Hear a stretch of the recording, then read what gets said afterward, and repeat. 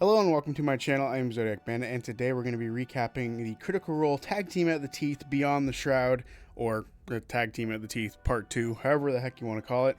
We're recapping that today, so without further ado, let's get started. We start on the 9 heroes with Bo, Caduceus, Ford, Breas, Fern, and Imogen. The space they're in feels different and wrong. It almost looks photo negative. The mist in the air is still faintly green. Before them, they see an island with a destroyed mountain, pieces of it floating, paused in place. They see an odd, sourceless glow coming from inside said mountain through the cracks. As they take in this image in front of them, the boat lands on the beach of this island. Fern blames Breas for this. He claims that he's good now, and Imogen reads his mind and sees he's terrified right now, so there's no way it could have been him that did it. Orem climbs up the mast and starts yelling for the others. He makes a perception check to see if he can find anybody.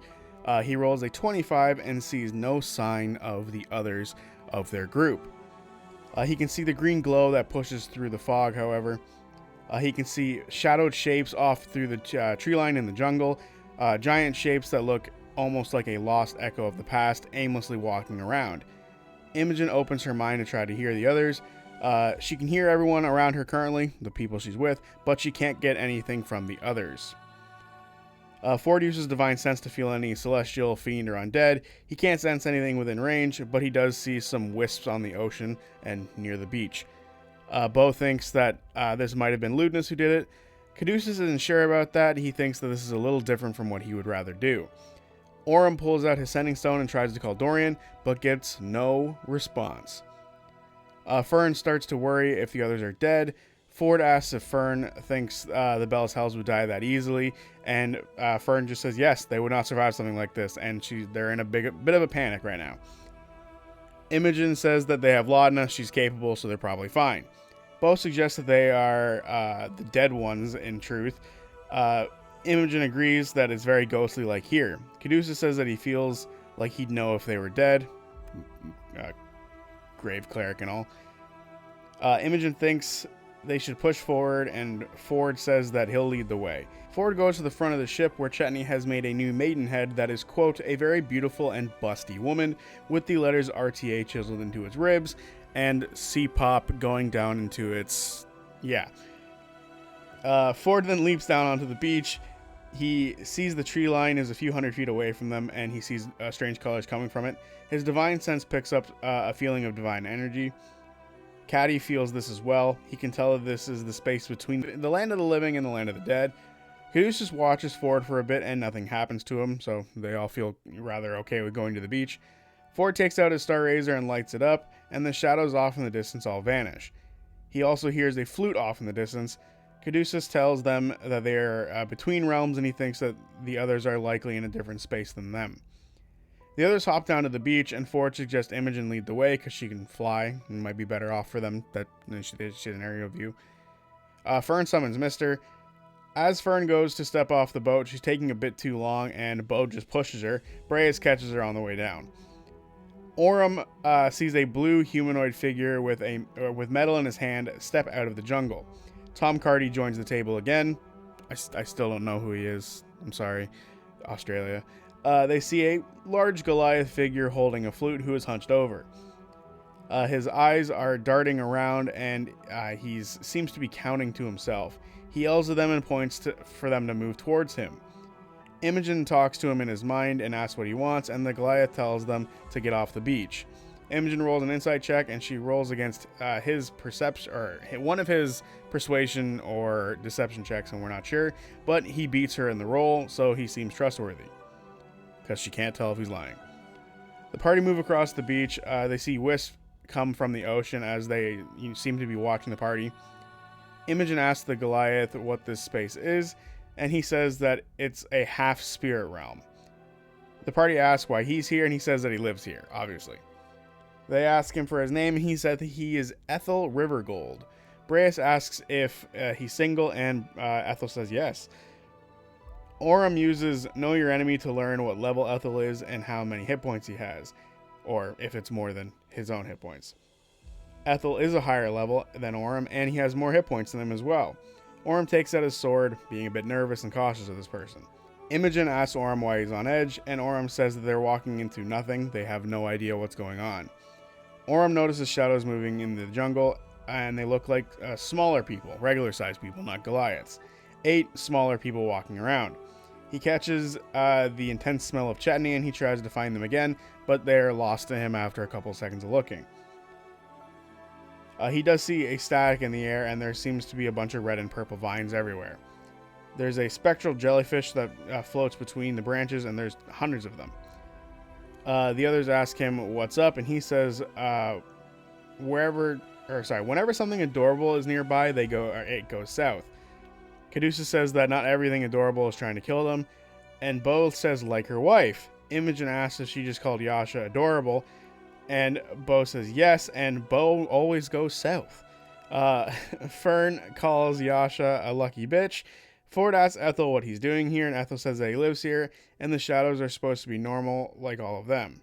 He says it's dangerous to go alone anywhere around here, and he notes that there's weird energy at the top of the mountain, but he's more concerned at the energy of the base of the mountain.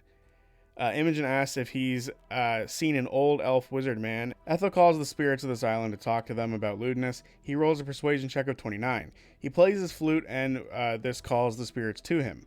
They look at him and say that the elf came and scattered them all. He is up beyond them all now, and they don't know where exactly he is. Another says the elf climbed and is now gone. The spirits ask Ethel to save them, and Caddy tries to talk to some of the spirits.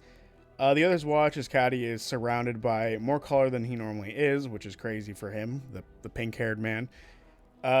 He has a connection to this place between life and death. The spirits ask him to find the spirit of the island. He must destroy the light that eats them. Caduceus asks when the light came, and the spirits say they don't know. There's no time that passes here. They're lost. They say that the light corrupts all, and the mountain grows angry. He uses Detect Undead, and he doesn't sense any undead, but feels the spirits all around them, even the ones hiding in the trees off in the distance. He feels a strong presence in Ethel, but also finds a void within them. Ethel asks Caddy how he knows that, and Caddy says he can just feel it. Caduceus asks if there is a place where people live around here, and Ethel says there is a village nearby. Caduceus casts True Seeing on Orym so he can see things as they actually are, and Orym wants to see where they are all going. He hops up into the trees and calls Bo to go up with him. He can now see clearly the jellyfish in the air all around them. They're literally everywhere. They look at the mountain and makes a perception check. He gets a 34 on the fucking roll because he's insane already. He sees many large stone statues off throughout the jungle. He sees a clearing where a village is, and he sees many odd spirits. And there is also a black curtain or river moving through the jungle. The pieces of the mountain floating in the air, cracks along the mountain, and they seem to have a glow emerging from inside of it. He gets a strong sense of purpose, and the jellyfish shift towards him with that feeling. He tells Bo of the jellyfish and everything else he can see.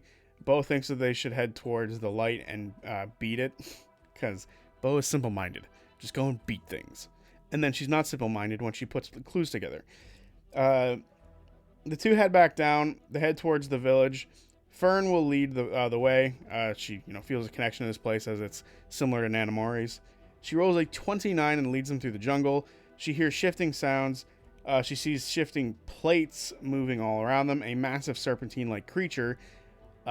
She tells the others that they should turn back, and as they turn around, they see that it is surrounding them. And the head of this serpentine creature is now above them. On its body are a bunch of white tethers that seem to come off of it that look like spider webs. It opens its mouth and 2 large fangs emerge of energy. This is a light-corrupted taipan snake. I guess it's one of the most poisonous snakes in the world, which can only be found, guess where? Australia. Never fucking going there. God damn it. They have the most poisonous everything. It attacks Fern and hits for 27 piercing damage. She has to make a con save and rolls a 6, so she fails and takes 58 poison damage, and she is now poisoned, meaning she has disadvantage on attacks and saves. Imogen casts Lightning Bolt on the snake, and it fails immediately. It takes 38 damage from it. After the lightning strikes it, the snake suddenly dissipates and turns into a confused rabbit-like spirit. Imogen yells at the spirit for wasting a big spell, And Ethel turns to her and tells her to be nicer, and they argue for a second. Suddenly, the jellyfish attack, and Ethel and Imogen need to make dex saves. They both roll 11, so they both fail, and they are both hit by they're both hit by jellyfish that pierce through them, and they lose 4 hit dice. These are what are known as zeal feeders, which I guess is another Australian thing, like some sort of myth, something like that, something along those lines. I'm not sure. I'm no Australian expert. Ethel tells everyone they need to be relaxed and not to sort of show their emotion, or they'll be hit by the feeders. And he apologizes to Imogen for getting mad. Imogen also apologizes. They shake hands, and Ethel squeezes her hand tight. This pisses off Imogen, and she casts shocking grasp on him and deals 14 damage. Ethel uses searing words to reduce the damage and deals 7 damage back to her, and the zeal feeders attack again. Ethel passes, and Imogen fails and loses 3 more hit dice. Good move. The feeders then back off again. Brea steps between them to make them stop fighting, and Orm reminds them why they're actually here, which is to deal with lewdness. Ford runs over and heals Fern with lay on hands, getting rid of her poison condition. Bo and Caduceus are confused by everything that's going on around them. They eventually move on from this and continue towards the village. They hear the jungle moving all around them. They eventually come to a thick part of the brush, and they have to crawl their way through. As they're crawling, they eventually come to an alcove that has a spiritual bunny rabbit. It's right in the middle of their path, and Fern talks to it with Speak with Animals and asks if it can move out of the way so they can get past. It asks if she's bringing more darkness to this island, and Fern says no, she's here to help. Persuasion check of 16, and it looks at Fern. It says it'll follow them and watch to make sure that it keeps its friends safe, and if Fern is lying, it'll eat her soul. It moves out of the way, and eventually the thicket widens, and they come to a tall stone statue. It is similar to Ethel, and it seems sad looking towards the mountain. Ford asks if he recognizes them.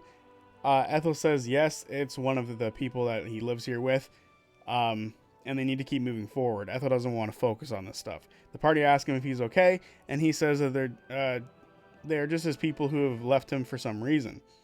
Ford asks if these statues are actually his family, and Brea casts Zone of Truth to make sure that no one lies. Saving throws all around.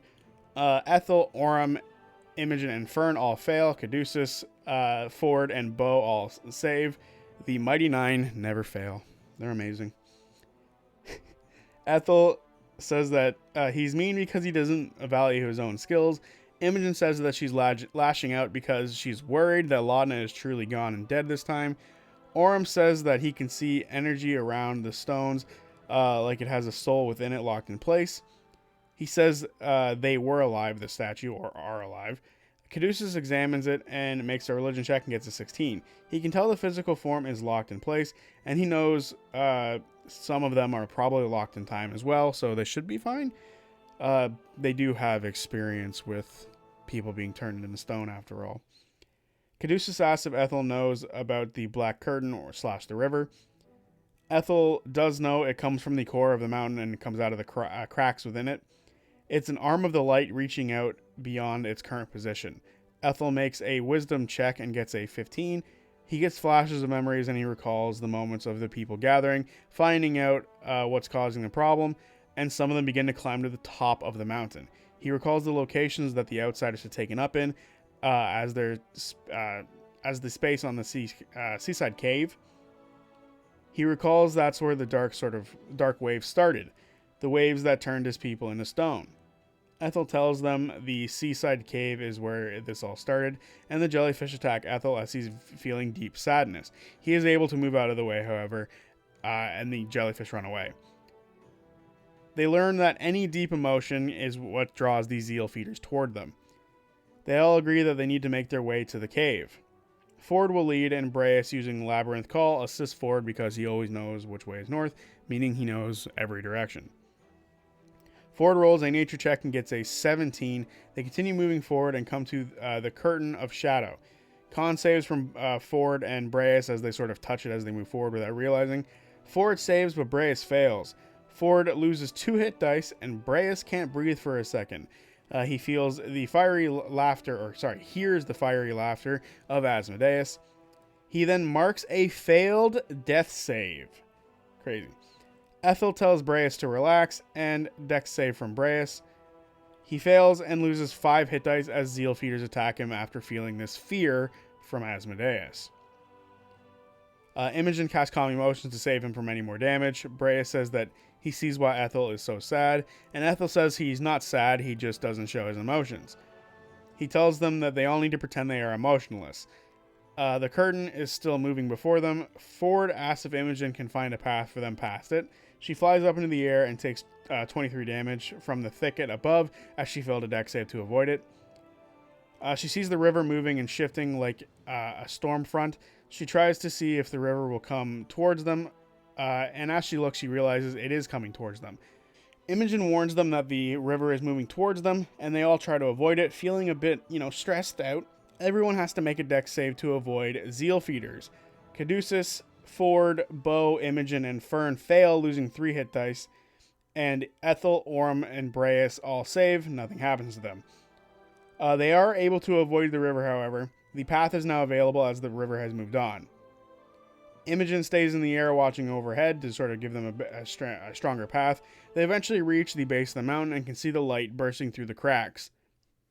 They take the northeast path towards the cliffs and eventually reach the northeast side of the mountain. They can hear the waves crashing against the side of the mountain, and a winding path leads to a seaside cave that pushes into the heart of the mountain. They walk up the path toward the cave. As they go, Caduceus, Breas, and Fern heal up the party a bit. Breas asks Caduceus who to pray to, and Caduceus himself says that he's not tried to connect to the Wild Mother yet, but he's prayed for his family's safety and for his friends' safety. Breas says that he doesn't have any friends, and Fern tells Breas just to pray to her. I feel that. He prays to her big heart, and if you guys have seen the cosplay that Ashley wears, it makes a lot more sense. God damn it. Which he does, fair enough, like I said. The party are all healed up now, and the party talk about why they're going to the cave in the first place. And Ford asks Ethel if he knows why the jellyfish are keyed into their emotions. Ethel says that he's not sure why, and he doesn't know why he's not like the other people on the island. He doesn't know what's going on with him, and he feels like a part of him is missing. Orm suggests that Ethel confront his emotions instead of pushing them down, and Caduceus confirms something inside of him is in fact missing. Ford thinks going to the cave will reveal something, and Ethel thanks them all for helping him out. But then he tells them to shut the fuck up and keep moving because he, has to push down his emotions. Breas rolls insight check on the thank you to see if he's genuine, and Breas beats Ethel in a roll, and he sees that Ethel is actually very grateful the party is helping him. Ethel asks why they're all here, and Ford explains that they're looking for Ludinus and was separated from their party. Or from the others in their party. They think that helping him will provide them answers to where they went. Ethel takes note that they were separated from their friends and feels even more strongly that they need to go down to the cave and stay there until the job is done. They continue going down the path and they look down and see ghosts in the water below, filled with sorrow in their faces. This place is between life and death, and here, in the absence of the matron, the laws of this realm are up in the air. They reach the opening of the cave. It's about 200 feet across. Darkness greets them. They make some magical light and push inward. At the back of the cave, in some of the caverns, it seems to split into different directions. The rocks here are very smooth, and it looks like it's been mined out a bit. There are spider-like webs of light extending from the walls, and there seems to be some sort of vein network. At the back of the cave is a ship that has been beached. It's filled with all sorts of holes and seems to be abandoned. Ford looks for a name, but there doesn't seem to be one on it. It seems to have been removed or not put there on purpose. It looks like it was lived in, as there seems to be tools and living spaces, pickaxes, which is a little odd for a shipping group or like a pirate ship or something like that. But there is a bunch of mined ore gathered on the ship. It's very clear that there was some sort of mining endeavor here. It suddenly gets cold in the room, and a voice hisses out of nowhere. It's been so long since the warmth has been felt. Bo asks if this ghost pirate, if this is the ghost pirate that Fern fucked, and the voice says, "Boys, bring the blue one to me." First of all, it's a female voice, so no, it is not the one that Fern fucked. A figure appears. Figures appear.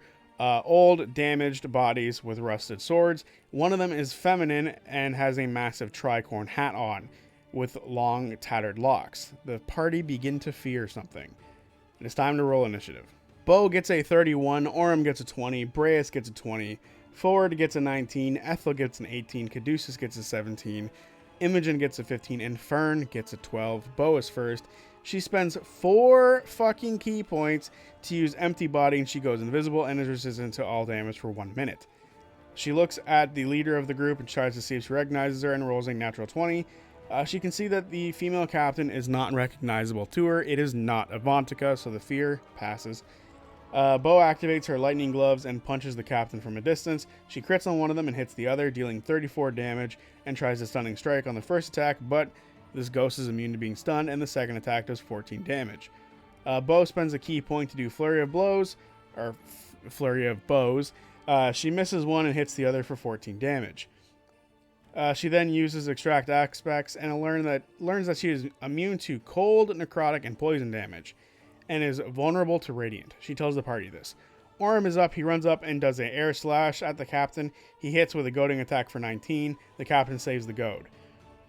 He swings again and hits for 18 damage, and he swings again and hits for 19 damage. All of the goading attacks fail. He lands next to Bo, and it's now Breas' turn. He can't reach the captain, so he runs up and jumps for one of the nearby ghosts in the air. He hits and smites, dealing 60 damage total. He then swings again and hits for 29 damage. The ghosts then sweep down an attack. One attacks Breas, and it hits twice, dealing 36 damage total. The second goes for Bo and misses both attacks as she's invisible. The last attacks Ethel, missing with its sword, but hitting with its pistol for 15 damage. They make one sword attack and a pistol attack. He uses Searing Words to deal 12 damage back towards the ghost. Ford is up, and he puts his Hex on the Hexblade's Curse on the captain. He then casts Eldritch Blast, hitting 3 of his 4, dealing 46 damage to the captain total. Ethel is up, and he uses his Magical Exorcism and he hits, dealing 22 damage to the ghost captain. The ghost then turns to Ford and attacks until it misses. The first attack hits and deals 21 damage. Ford, with his reaction, uses Star Razor to do some radiant damage for 24 damage. The ghost captain then attacks again and hits for 21 damage, and then attacks again and hits for 21 more damage, and then attacks again and hits for 21 more damage. The next attack hits and crits. Fern uses Silvery Barbs. It has to roll again. Still hits for 21 more damage. The next one hits, but Ford uses his Armor of Hexes, because he finally fucking remembered he had it, to make her miss. Holy shit, that was close for Ford. The captain then flees away from Ford a little bit. Caduceus is up. He makes his way to Orem and casts Holy Weapon on Orem's sword, giving him 2d8 radiant damage. He then gets in the middle and uses Turn Undead. All of the ghosts fail, so they are now fearful and have to move away from Caduceus on their turn, or stand still. Imogen is up. She activates her cloak, and then she casts Psychic Lance on the captain. The captain fails and takes 33 damage and is incapacitated. Fern is up. She casts Flame Strike on the captain and one of the ghosts nearby, dealing 15 fire damage and 40 radiant damage, killing the ghost captain.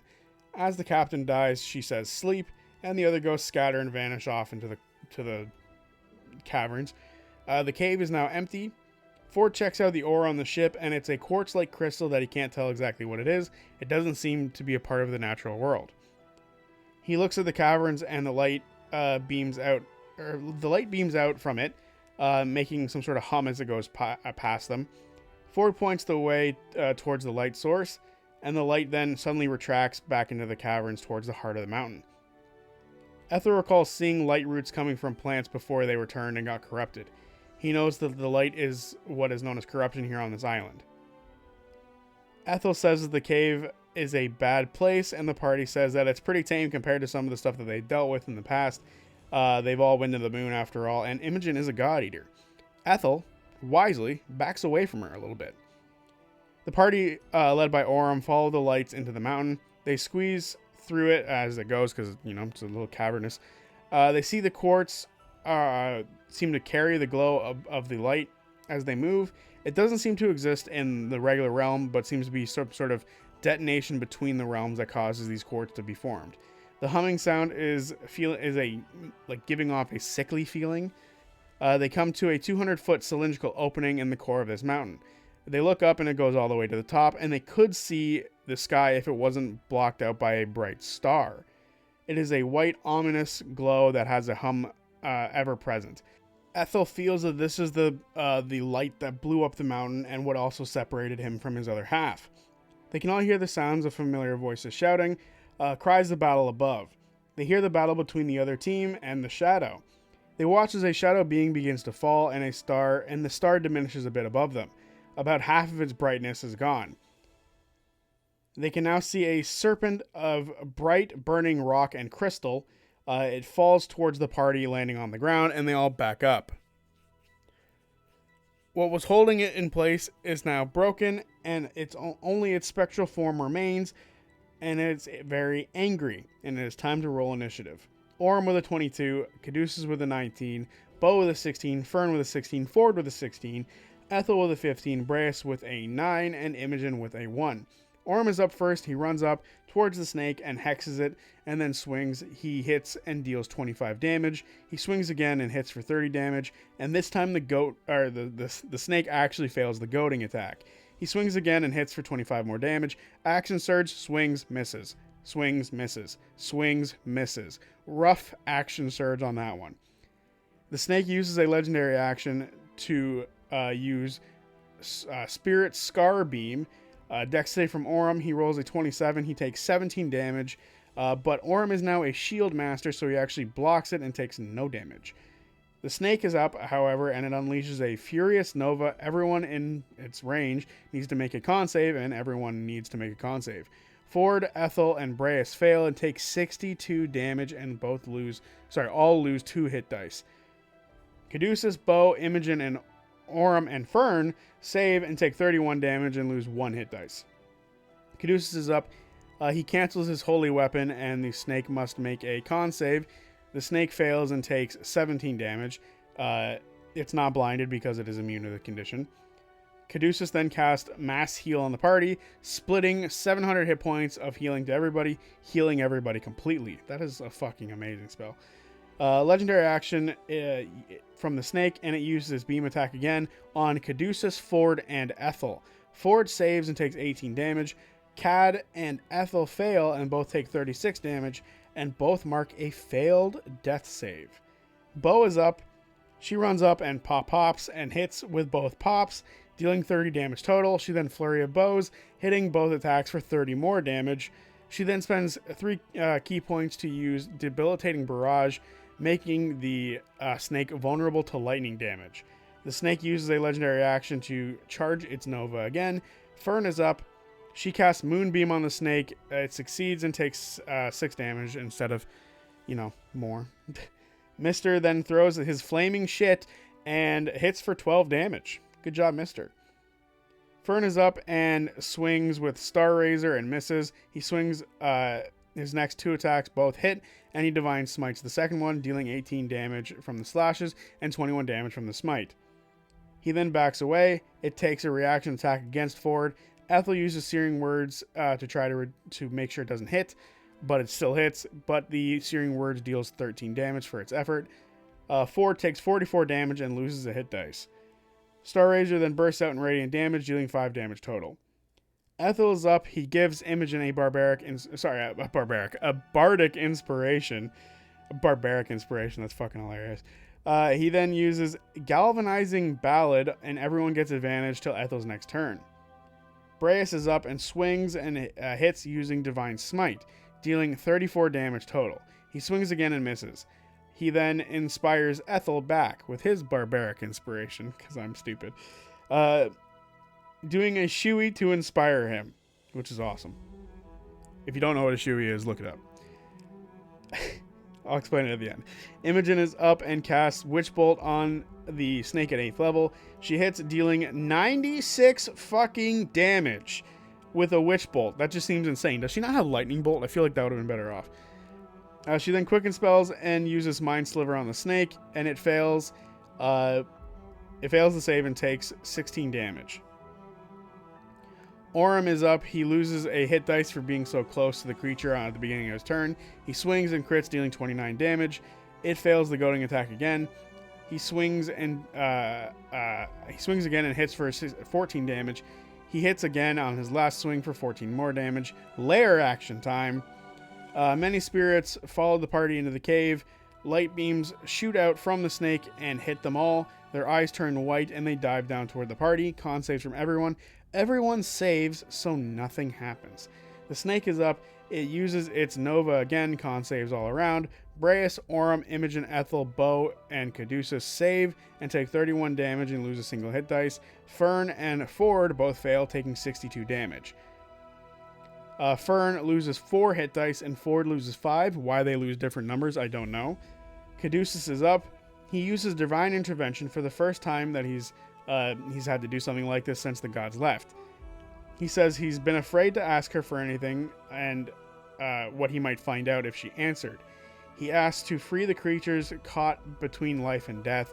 Caduceus has always felt the presence of the Wild Mother throughout his entire life. However, for the first time ever, he doesn't feel anything from her.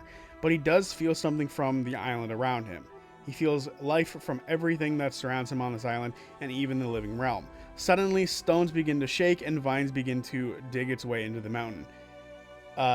Ethel feels a heartbeat bigger than he has previously and bigger than his, and he feels a calling. The trees and roots are connected to him. He sees this island is about ready to fight back. The mother is not watching, but her children are, and they still have their fight left in them.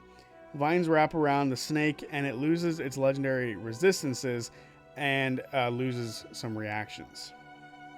Caduceus then heals Ford for 15 HP with a healing word. The snake uses a legendary action to attack Imogen and hits for 44 damage, and she loses a hit dice. Sentinel from Bo. She hits for 14 damage. Bo is up. She attacks and hits with both of her attacks for 25 damage. She then Flurry of Bows and hits twice. One of them is a crit for 14 and 12 damage respectively. Fern is up. She casts Scorching Ray at 5th level, hitting 5 of them. One of them happens to be a crit, dealing 39 damage total. Mister then shoots and deals 3 damage with his flaming shit. The snake uses a legendary action to use a beam attack, hitting Ford, Ethel, and Caduceus. Ethel saves, Ford and Caduceus fail, and they take 36 damage and both mark a failed death save. Ford is up. He loses a hit dice for being too close and casts Cone of Cold. The snake fails and takes 46 damage. Ethel uses Galvanizing Ballad again, giving everybody advantage, and then he inspires Ford. The snake uses a legendary action to beam Ford, Caduceus, and Ethel again. Dex saves. Ford and Ethel save. Caduceus fails and marks a failed death save. Now if he hits 0 hit points, he dies outright. He does not get to roll death saves. He has no more spaces left. And to make everything even worse, he has 28 hit points left. Breas is up and he swings for the snake and hits, dealing 28 damage. He then hits on a second attack for 14 damage. Imogen is up and she uses her action to use Witch Bolt for 7 damage total, and then quickens the spell for Lightning Bolt. She had Lightning Bolt, I knew it. The snake fails, taking 36 damage. Imogen kills the snake. The snake breaks apart into pieces, and the sky above becomes a bright blue sky, unlike the negative colors they were seeing before. They see shapes falling from above as their friends fall towards them after winning their half of their fight. The boundary between the realms fade. They are all in Exandria yet again. The party land gently. That jumped down before. They're happy to see their friends and family, but they're caught off guard by seeing a second Ethel. One Ethel says that they've missed their other half, and he's been a real dick, and Ethel 2 says it's okay, because he's his dick. Caleb finds it really weird that he's talking to himself, and Orym responds saying, yeah, it is in fact weird. As Ethel talks, as the Ethels talk, I guess, the green light glows around them, and their missing parts of themselves fit together in the right spaces. They don't know quite how to fix this.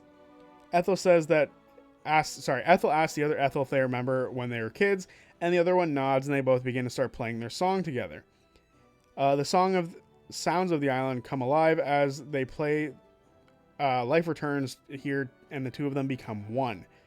The spirit of this island is now reunited with itself. Ethel is no longer a Goliath, but is a living force of this island. The memories return from before the calamity. The generations that he's protected and the island he's protected has now returned to its regular self. He says that they each found a piece of him and put their stuff aside to help him out. The Goliaths return from their stone fate. The party say their hellos to each other, and the party regroup to continue their hunt for Ludinus. Chetney says that they're going to miss Ethel a lot, and Ethel says that he'll miss them and still has the RTA tattoos on him. Chetney gives him one of his legendary wooden eggs, and Fern is fucking pissed. Ethel hands over one of his flutes to Chetney.